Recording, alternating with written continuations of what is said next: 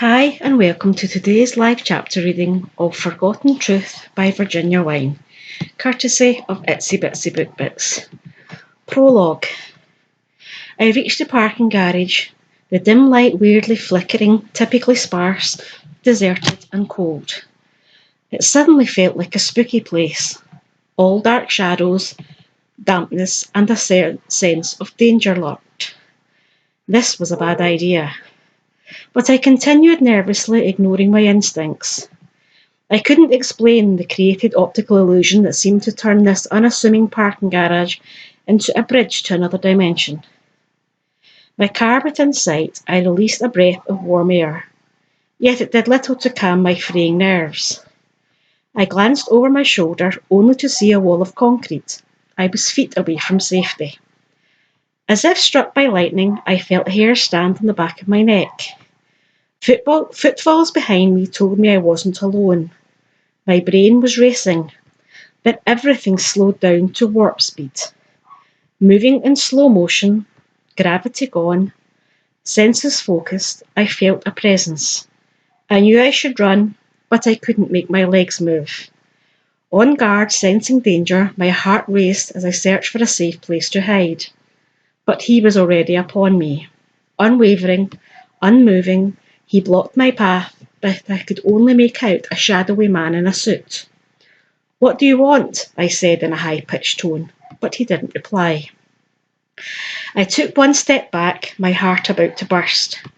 The horror that waited with each approaching step told me this was my last chance. Run. But before I could gather speed, something slammed into me from the back, and pain ricocheted down my arm as his grip tightened. "Let go," I screamed, and I jerked from his hold and then stumbled back out of reach and took off as fast as my feet would carry me. "Slippery bitch, you're going to pay for that." The man swore and sprinted after me. "Stop her," he yelled to a second man. Anger exploded inside and I snapped. Two men. I was running in sand. Each step pulled me down before I could spring forward for my attackers. Suddenly a hand came out of nowhere and grabbed my collar, whipping me around. "Stay back," I yelled. "I mean it, motherfucker." But something shiny glimmered, and I was struck right behind my head. Pain rocketed through me. I went flying, but my legs gave out and body tumbled to the ground. My head smacked against the unforgiving stone. A crack echoed through the garage in a blur. I shook my head, tried to get up, but my head was spinning. "No," I swayed, then collapsed against the ground. "I could snap her pretty neck in two," one man said, hovering over me. Then the two men lifted me, now flanked by two goons. I struggled, tried to fight, but I couldn't overpower the men. One pulled a knife blade from his coat. I tensed, frozen in fear. Then in that moment the fear became quiet, the stillness became rage. The odds were not on my side. I wouldn't give up without a fight. I kicked and tried, but it was too late, because alive was better than dead. Like a ghost, the shadow laid his hand over my mouth, his thick fingers muffling my scream. I thrashed and struggled to escape, but his grip only became tighter, his profile exposing an evil smile that slowly crept over his dark features. A second man clicking the key fob as the trunk popped opened. "No, no, no." "Do it now," the second man said. I felt the sharp prick of a needle. Instantly immobile, the drug soared through my bloodstream, hot and heavy. As the room began to spin, darkness circled in and the lights went out. Succumbing to the darkness, where was the humanity? Chapter 1. Briar. The blinding lights of the Vegas Strip seemed to touch the sky. Millions of beams pierced through the dense heat, constricting my breath. The temperature soared into the cab, rendering the drive almost unbearable. I entered the hotel, luggage in tow, and crossed the lobby towards the front desk. My fiancé status had its perks with the manager. And now the key lay in the palm of my hand, and I pressed the elevator buttons. The doors opened, inviting me in. Penthouse suite, and the doors slid shut, and I rose to the 20th floor.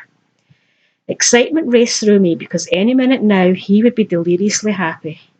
Cash, unaware of my arrival, would soon delight in my appearance after so long without him.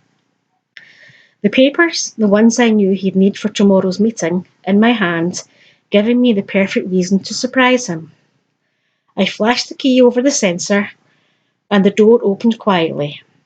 Once inside the room, my pulse spiked. The decor was at its finest. Luxurious surroundings, high ceilings and soaring views.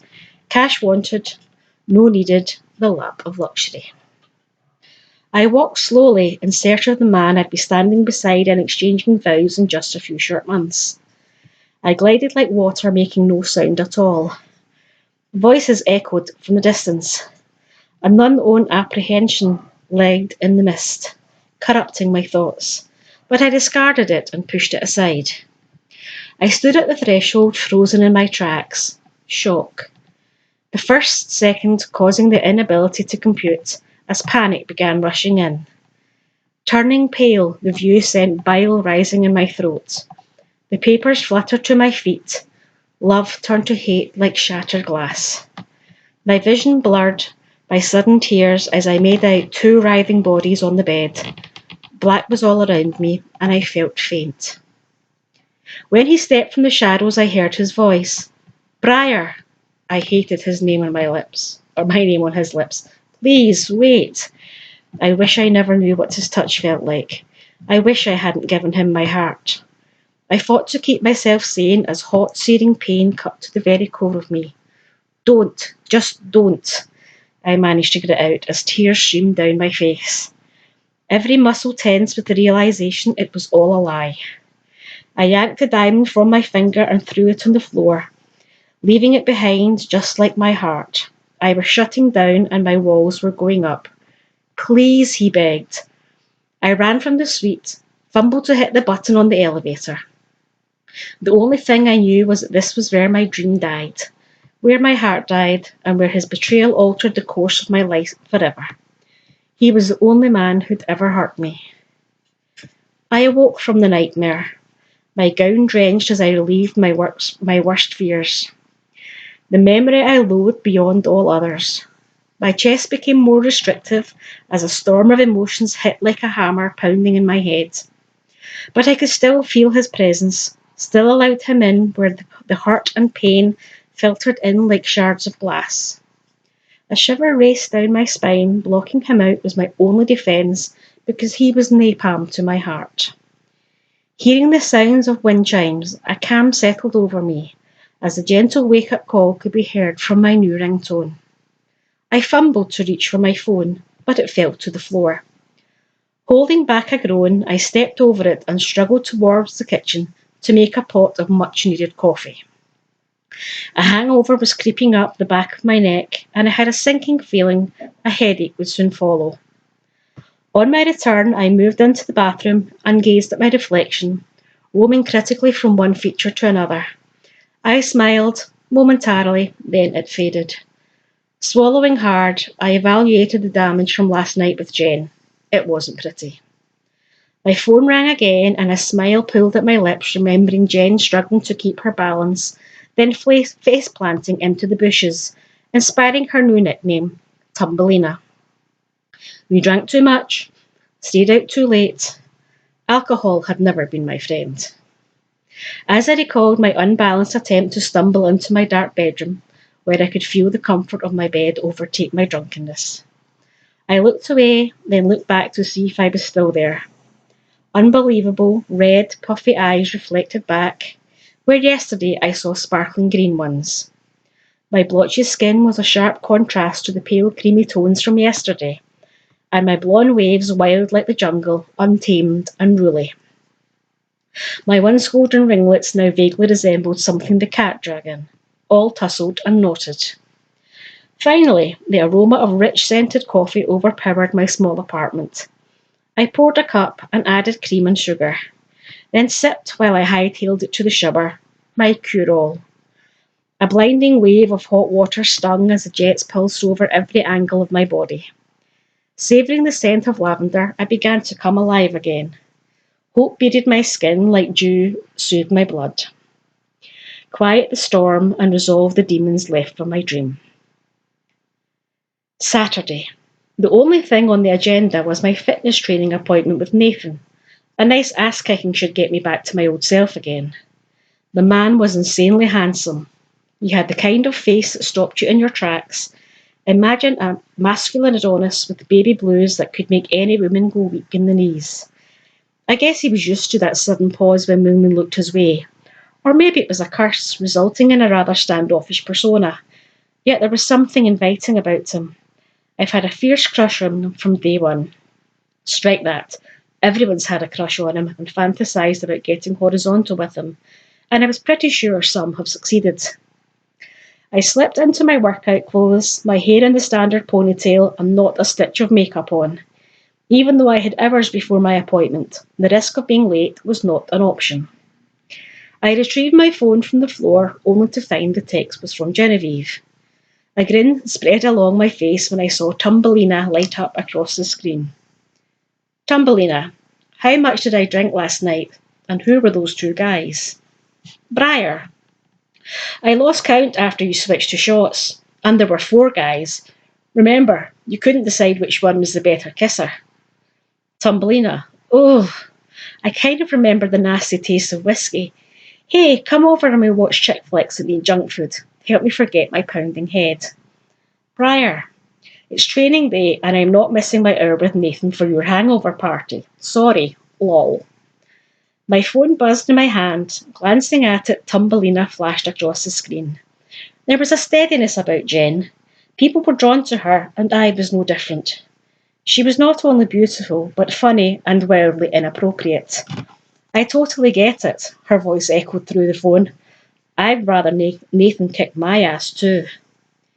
You know I look forward to this all week. After all, I can't remember the last time I had a man's hands on me. Well, it's about time. I hadn't fantasised about a man in a long time, and Nathan was definitely not the kind of guy I would normally go for. For starters, he was a player, and I'd had my fill of men like him. Just as the man who starred in my nightmare, the kind of man who broke hearts and promises. I dreamed of him again, Jen.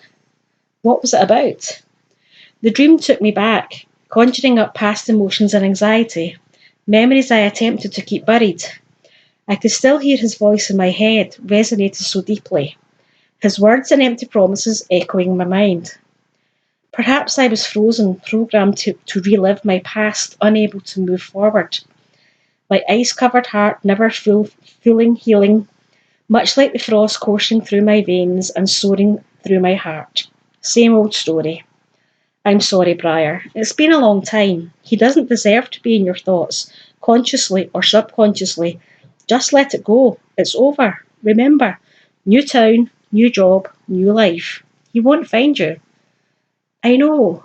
Although truthfully I wasn't convinced. I bottled everything up, reclaiming the battle within, and promised never to look back. I never wanted to face him, his lies, or that pain again. At least you left him with quite the mess to clean up, with all the cancelled wedding plans. I'm sure he's bitter about that, she smirks. Karma. I flushed the memories from my mind, the kind of thoughts that hail from a knife in the back. I swallowed the pain and the memories with it. Let's do something fun tonight. Leave it to me, Jen said. I arrived at the gym with only minutes to spare. I watched Nathan from across the crowded gym as he stretched a pretty blonde in a very precarious position, but it was totally acceptable in his world. Her legs were bent and he was lying on top of her, applying pressure. The woman looked up and smiled at him, but he ignored her. It was business. The ultimate professional with an inflated ego concentrating on the task at hand. He helped her up, but I could see how she wanted to linger. But he told her what a great job she did and turned away towards his office. I can't wait for my turn, the woman said as we both pounded the revolving belt on our treadmills. I nodded in understanding. Briar, 1 minute, he called out, gesturing with one finger, followed by a wink that had me muddling my words and blushing uncontrollable. I nodded in response and then grabbed a drink of water. Understanding, he undoubtedly winked at everyone.